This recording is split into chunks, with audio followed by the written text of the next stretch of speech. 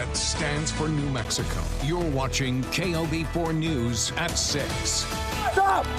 You're gonna get shot! Stop it! Stop! This is not the Wild West. It was just an Albuquerque McDonald's drive-thru. One guy stopped to pick up a man he thought was hungry. He was trying to help. He ended up with a knife in his neck. And police ended up shooting that suspect and 2 innocent bystanders. This happened last month. Those bystanders survived, but that suspect, who allegedly had a knife the whole time, died. Now APD leaders are showing us step by step what led to 4 officers getting put on leave for several weeks. Lauren Green has been on this story. Lauren, you were at the scene shortly after this police shooting, and now we know what happened right before those shots were fired. Yep, Ryan. Albuquerque police walked us through what happened the night of June 29th, and what we know is police responded to a 911 call of a stabbing at a McDonald's off of Lomas and San Pedro around 9:30 that night. Now here's the surveillance video from the drive-thru. Police say a man picked up the suspect, 25-year-old Jeremiah Salyards, and wanted to help him out by buying him some dinner, and the driver told us police it's something he's done for others. Then according to police, the suspect reached over, said sorry, and then stabbed the driver, and you can see him running away very fast from the scene right there. Lauren, from the other video, it seems like the suspect didn't get far from that McDonald's drive-thru.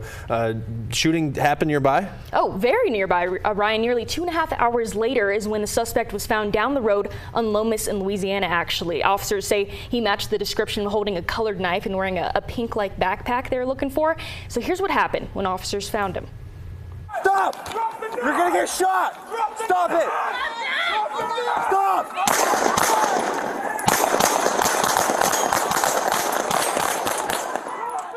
All right, we're going to slow this down for you a little bit because we want to point out the other folks involved in this shooting. You can see a man in blue and another in yellow near Salyards, all in black right there. And the suspect is moving towards them. And police said he was holding his knife when they opened fire. Now, the man in blue goes down first, followed by Salyards after that. Lauren, let's talk about the other people in that video because 2 bystanders were shot here. Now, police call them non-life-threatening injuries, but that doesn't mean non-life-altering. How are the other 2 people doing here? Yeah, Ryan. Well, police told us one person was struck once by gunfire and released from the hospital that night, but the other one, well, he went down before the suspect even did. If you saw in that video right there, he was shot multiple times with serious injuries, and he's actually still recovering in the hospital, right? Yeah, I mean, it can be a long road to recovery for people of injuries like that or other. We're going to continue to learn more about this investigation, and as we do, it's important to note that the suspect in this case had a history with stabbing people. Yeah, that's exactly right. Police say Salyards was released from prison just a few months ago in May, Ryan. He was convicted